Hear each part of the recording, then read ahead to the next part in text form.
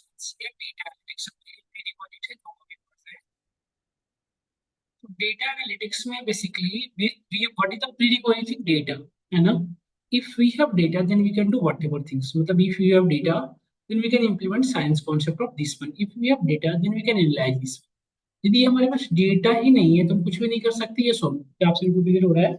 Means what कि what is the prerequisite data, if we have data then we can do whatever things, then how to access the data and what is the how many ways to access the data। सबसे पहले हमें तो ये होना चाहिए कि how to access the data. तो data science या डेटा एनालिटिक्स का जो सबसे फर्स्ट स्टेप है that is called descriptive analysis. First one is called descriptive analysis. ये सब नोट डाउन कर लो बेटा, कीवर्ड्स है ना। Descriptive analysis in which we just gather the data from different location, how many popular way, how many popular sources of data might be on any cloud environment जैसे AWS, Azure, ये सबसे popular cloud है जहाँ पे हमारी data available हो सकती है। Data might be on any database server, किसी डेटाबेस पे अवेलेबल हो सकती है जैसे SQL सर्वर हो गया, Oracle सर्वर है, Postgres सर्वर है। Data might be on any website या data might be on any local machine, ये सारे पॉपुलर सोर्सेस है जहाँ हमारी डेटा पहुंच। तो किसी भी लोकेशन से डेटा को एक्सेस करने के लिए हमें रिक्वायरमेंट होती है एपीआई की। एपीआई के थ्रू आप किसी भी लोकेशन से डेटा को एक्सट्रैक्ट कर सकते हो। एपीआई क्या होता है? API stands for application programming interface. Actually API क्या करता है, आपके जो सोर्सेस हैं, जो भी सोर्स है डेटा का, और आपके रिसोर्स वट एवर, जैसे लेट से हम लैपटॉप यूज कर रहे हैं, अपने डेटा को लैपटॉप पे देखना चाह रहे हैं, तो चाहे either we are using laptop या either we are using mobile या whatever we are using, इन दोनों के बीच में लाइव कनेक्शन एस्टेब्लिश करते हैं। मतलब एपीआई के थ्रू अपने डेटाबेस के सोर्सेस और जो हमारे पास रिसोर्सेस हैं, इन दोनों के बीच में क्या करते हैं? Live connection. समझ रहे हैं? मीन्स व्हाट कि हम यहाँ यहाँ से अपनी डेटा को लाइव अपडेट कर सकते हैं और अपडेटेड डेटा को लाइव एक्सेस कर सकते हैं। जैसे इसका बहुत अच्छा एग्जांपल आपके फोन में जो है, वेदर जो अपडेट हो रहे हो कैसे हो रहा है? क्या हमारे पास फोन के अंदर कोई ऐसा सेंसर लगा है जो टेम्परेचर मेजर कर पाते हैं?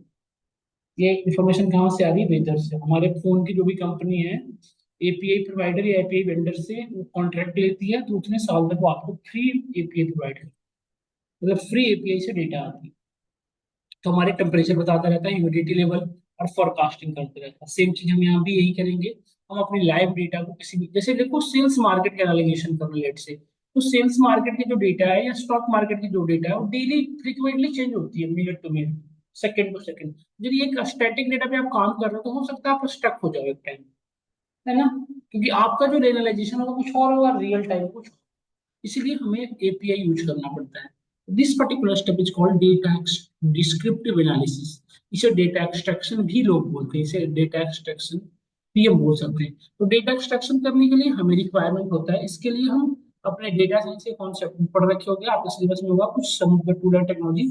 इसको हम एक्सेल के थ्रू भी कर सकते हैं, एक्सेल आपने पढ़ रखा होगा, एक्सेल से डेटा एक्सट्रैक्शन पढ़ा होगा। फिर आप इसको बीआई के थ्रू भी कर सकते हैं। बीआई टू मतलब बिजनेस इंटेलिजेंस टूल, जैसे आपने सुना होगा power BI, tableau, click view, जो जिसमें से जो भी आपने पढ़ा होगा, डेटा एक्सट्रैक्शन करके देखा होगा। Third one is the Python. तो हम अभी अपने क्लासेस में पाइथन से डेटा एक्सट्रैक्शन, है ना, हम जो अपनी इस क्लास, इस जो बैच है, इसमें हम जो डेटा एक्सट्रैक्शन देखेंगे वैसे देखेंगे पाइथन। ये सब टेक्नोलॉजी आप पहले से पढ़ रखे होंगे। तो पाइथन से डेटा एक्सट्रैक्शन करने के लिए मुझे कुछ लाइब्रेरी की रिक्वायरमेंट होगी, पांडाज और नमपाई, ये दो लाइब्रेरी है जो जिसके थ्रू हम डेटा एक्सट्रैक्शन करेंगे। ये दो लाइब्रेरी है हमारे पास। तो हम होप करते हैं आपको पाइथन पहले से आता होगा, पाइथन प्री रिक्विजिट है, मतलब डेटा साइंस कोर्स तक ये पर्टिकुलर चीज जो हम अभी अपनी बैचेज में वही लोग कर सकते हैं जिनको पाइथन पहले से आता है, क्योंकि हम पाइथन की लाइब्रेरी यूज करेंगे। लाइब्रेरी क्या होता है? What is the library? आपने पढ़ा होगा पाइथन में मॉड्यूल एंड पैकेजेस करके एक टॉपिक पढ़े थे। उसमें जो मॉड्यूल बनाते थे वो क्या होता था, एक क्लास के अंदर मल्टीपल मॉड्यूल यदि आपने बनाया, दैट बिकम अ लाइब्रेरी। यदि हमारे मुझसे क्वेश्चन पूछेंगे व्हाट इज द लाइब्रेरी, तो हम क्या बोलेंगे? कलेक्शन ऑफ मॉड्यूल, है ना। तो हम बेसिकली डेटा एक्सट्रैक्शन के लिए हम क्या यूज करेंगे? पांडाज और नोट, ठीक है। अब लेट्स से जो देखो एक चीज और प्रॉब्लम है क्या है, जब आप डेटा एक्सेस करते हो ना एपीआई से, डेटा किस फॉर्मेट में आता है? जीएसएम फॉर्मेट या एक्सएमएल फॉर्मेट में। इस फॉर्मेट से इस फॉर्मेट में कन्वर्ट करने के लिए हमें इसकी नीड पड़ेगी, पाइथन की लाइब्रेरी की, ठीक है। जब हम डेटा, तो इंटरव्यू में पूछ जाते हैं कि if you are accessing the data through API then data comes in which format, data या तो जीएसएम में आएगा या तो एक्सएमएल। इसको टेबल फॉर्मेट में कैसे कन्वर्ट करोगे? पहले इसके लिए डेटा माइनिंग यूज किया करते थे, अब नहीं जरूरत है, इससे हो जाता है। तो स्टेप, लेट्स हमने डेटा को गैदर कर लिया, डेटा गैदर करने के बाद नेक्स्ट स्टेप क्या है, that is called diagnosis analysis. Next step में क्या है हमारा, डायग्नोसिस एनालिसिस। डायग्नोसिस एनालिसिस नाम से पता चल रहा है, नाम से क्या पता चल रहा है बताओ?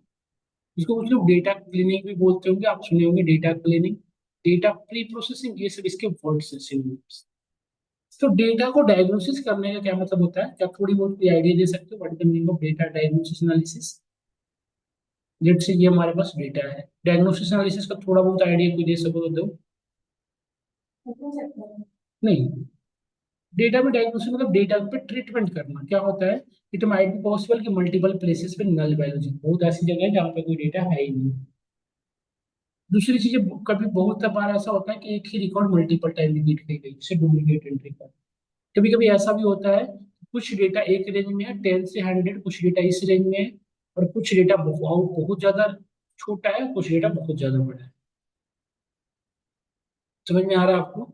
This is called outlier. देखो 10 से 100 के बीच में -100 बहुत छोटी वैल्यू है, और 1000 बहुत बड़ी वैल्यू है, रेंज से बिल्कुल बाहर है ना।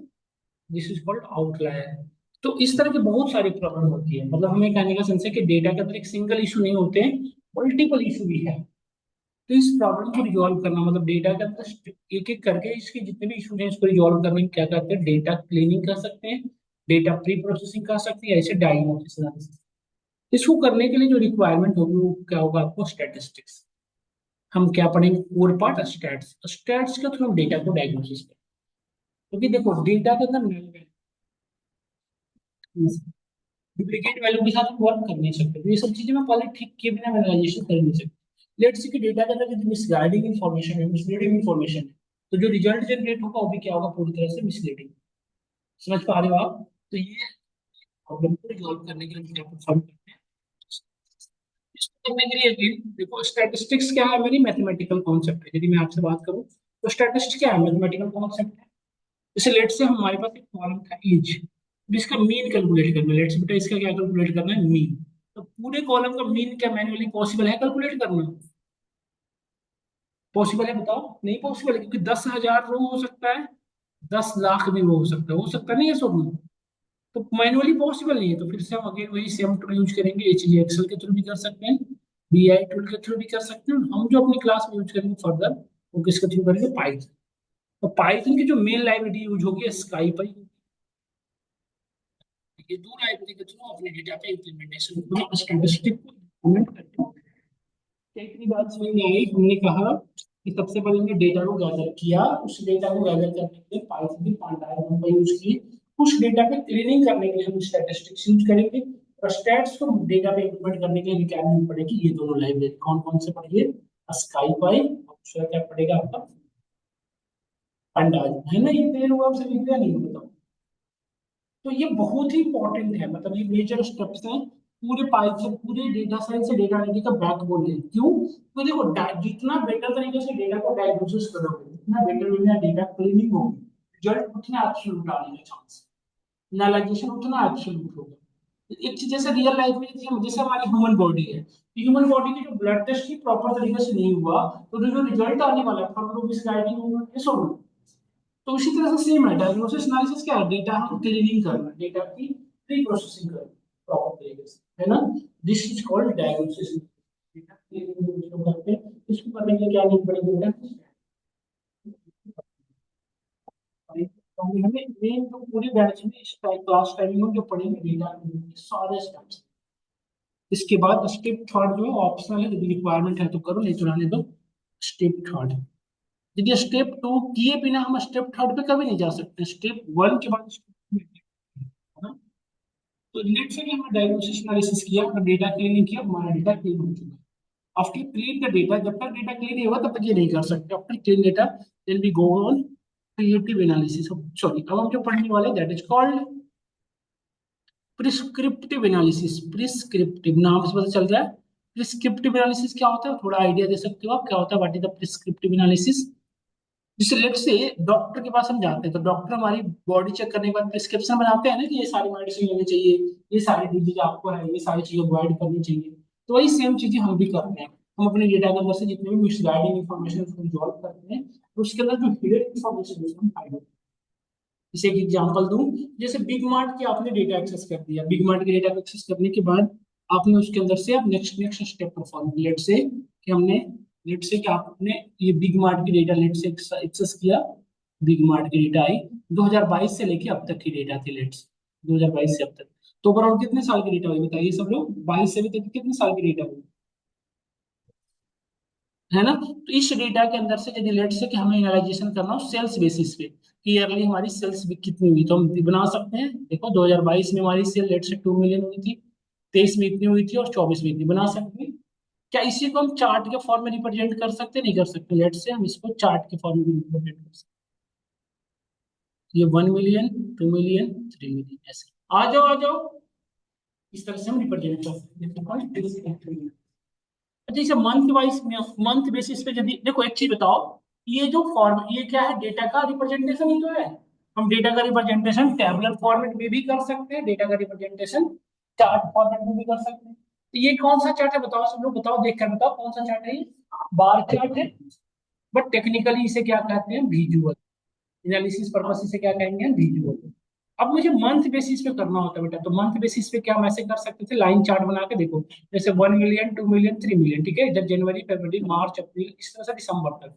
तो लेट से ये जो लाइन जा रही है ना, this sales, this particular line representing the sales of 2022, this particular line representing 23, ठीक है, और दिस पर्टिकुलर लाइन 24। तो क्या इजीली हम नहीं देख सकते बताओ, अभी जैसे अभी अप्रैल मंथ चल रहा है, अप्रैल से या मई, हम देख सकते हैं कि पिछले 3 सालों में हमारी सेल्स क्या रही।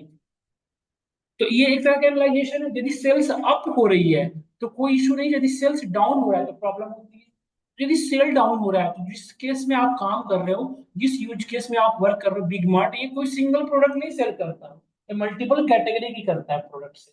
तो कोई ऐसा तो होगा नहीं कि सभी प्रोडक्ट में सेल डाउन हो गए होंगे, क्या सभी प्रोडक्ट की सेल डाउन हो गया, ऐसा तो हो नहीं सकता था। अब क्या होगा, अब कैटेगरी वाइज चेक करना पड़ेगा।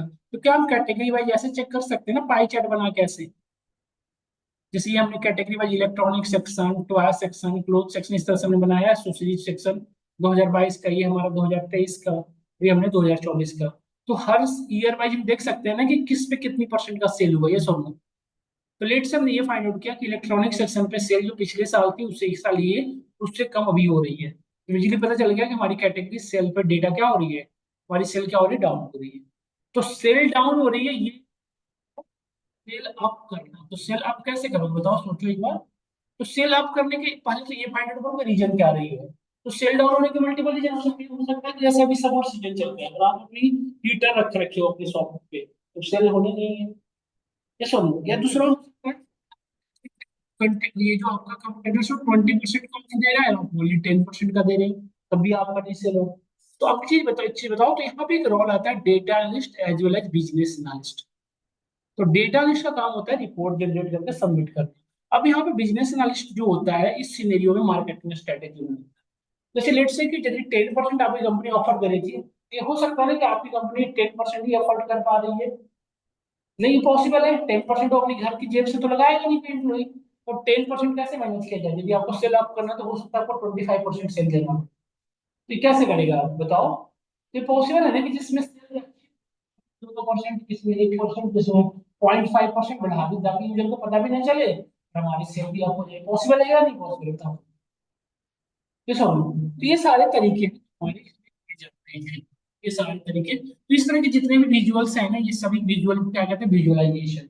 और डेटा विजुअलाइजेशन, डेटा के जितने भी विजुअल्स हैं उनको एक सिंगल प्लेन में यदि आपने ड्रा कर दिया, दैट इज कॉल्ड डैशबोर्ड। इसको क्या कहते हैं, डैशबोर्ड कलेक्शन ऑफ डेटा। तो यही पढ़ेंगे 3 स्टेप। अभी जो हमारी बैचेज है अपनी क्लासेज में, यही 3 स्टेप पढ़ना है। कौन कौन सा, एक बार देख लो आप। सबसे पहले हमें डिस्क्रिप्टिव एनालिसिस परफॉर्म करना देखना है, फिर हम डायग्नोसिस एनालिसिस परफॉर्म करना देखेंगे, और फिर हम क्या देखेंगे बताइए, डिस्क्रिप्टिव। समझ में आया, यही चीजें वन बाई वन देखो समझ में आया होगा। कोई डाउट कीजिएगा, कोई क्वेश्चन होगा बेटा। तो 3 स्टेप्स हैं। तो देखो बेटा, आप इसके लिए तो लंबाई यूज किए, तो इसके लिए क्या यूज करोगे, इसके लिए आप देखो डेटा पे डिफरेंट डिफरेंट चार्ट आप पीवट चार्ट के थ्रू भी बनाए होंगे एक्सेल में, है ना। बीआई यदि आप पढ़ रखे होगे तो बीआई में भी बनाए होंगे, पावर बीआई। और एक हम पाइथन से करेंगे। तो पाइथन से डेटा विजुलाइज करने के लिए हमें यूज करेंगे दिए लाइब्रेरी के सीबॉर्ड, मैटप्लोट्लिब, और तीसरा है हमारे पास एक और लाइब्रेरी है, पोलर नहीं है, एक और होता है सीबॉर्ड, मैटप्लोट्लिब, एक और है, भूल रहा हूँ। ये तीन लाइब्रेरी के थ्रू हम डेटा एनालाइजेशन करेंगे, तो हम पढ़ेंगे ये तीन चीज। अब ये तीन स्टेप्स ना हमें, थर्ड स्टेप है ये ऑप्शनल है, इसकी जगह पर प्रिडिक्टिव एनालिसिस नहीं होता। जैसे यदि प्रिस्क्रिप्शन बनाना है रिपोर्ट जनरेट करना, ये करोगे। यदि प्रिडिक्शन करना हो तो क्या यूज करते हैं, प्रिडिक्टिव। नेक्स्ट स्टेप है ना, स्टेप 4 या स्टेप 3 और 4 चेंज होते सकते हैं according to their need. Step 4 है ना, इसको कहते हैं स्टेप 4 है जो हमारा, that is called predictive analysis. Predictive, predictive analysis, predictive, predictive नाम से पता चल रहा है प्रिडिक्शन करना है ना। लेट्स से हमारे पास एक वैल्यू है 1011, नेक्स्ट वैल्यू है 1015, तो नेक्स्ट वैल्यू बता सकते हो क्या होगा, नेक्स्ट वैल्यू क्या होगा बताओ, 1019 होगा ना, होगा नहीं होगा बताओ। तो इस तरह से हम प्रिडिक्शन करेंगे अपने डेटा पे। लेट से हमारे पास ये डेटा थी, इस डेटा के अंदर से जितने भी हिडन स्ट्रक्चर है वो फाइंड आउट कर लेंगे, और यहाँ पे हम प्रिडिक्शन करेंगे। समझ में आया, तो ये हम यहीं तक की पार्ट करते हैं, तो यही हमें बेसिकली ओवरऑल पढ़ना है। तो हम तीन स्टेप तक करेंगे, पहले डेटा एक्सट्रैक्शन देखेंगे, फिर डेटा डायग्नोसिस करेंगे, फिर हम डेटा डिस्क्रिप्शन। प्रिडिक्टिव नहीं पढ़ना इस तरह से। समझ में आया, तो हम सबसे पहले इसमें क्या पढ़ना शुरू करना चाहिए बताना आप लोग, सबसे पहले इसमें क्या पढ़ोगे बताओ, डेटा एक्सट्रैक्शन। तो डेटा एक्सट्रैक्शन के लिए क्या पढ़ना पड़ेगा हमें बताओ, पांडाज और नंबर, ये दो लाइब्रेरी पढ़नी पड़ेंगे। तो ये दोनों लाइब्रेरी शुरू करेंगे। पाइथन की कोडिंग आप लोग किस में लिखते थे बताओ, विजुअल कोड पे, या फिर आप गूगल कोलैब पे कर सकते हो। गूगल कोलैब सर्च करना है यहाँ पे, इससे हम आगे बढ़ेंगे।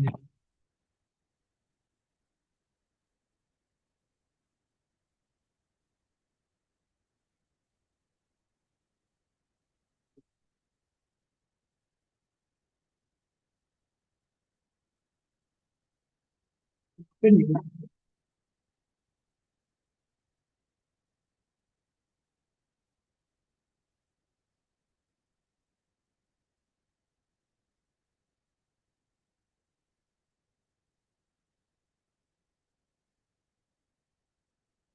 इस इंटरफेस से familiar हो ना सब लोग? इससे familiar हो ना सब लोग कि नहीं हो, नहीं पढ़ेंगे। इसके पढ़ने से पहले इसका डॉक्यूमेंटेशन जरूर फॉलो करना। ये हमारा पांडाज लाइब्रेरी के बारे में देखिए आप, देखिए ये हमारा पांडाज है, इसको थोड़ा सा पढ़ लेना चाहिए। इसमें डॉक्यूमेंटेशन ये बता रखा है पाइथन क्या क्या कर सकता है। पांडाज सॉफ्टवेयर लाइब्रेरी है ना, इस बारे में थोड़ा सा और डेप्थ में लिखा है, देखो आप।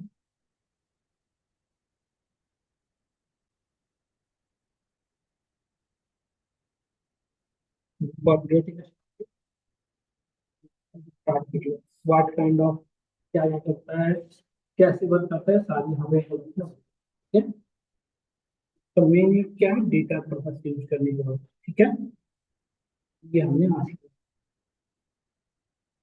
क्या कर रहे हैं बच्चे, अपन भी मान सकते हैं, हमारे बैच बहुत अच्छे हैं, एक साथ सबका इंस्टॉलेशन पार्ट है ना।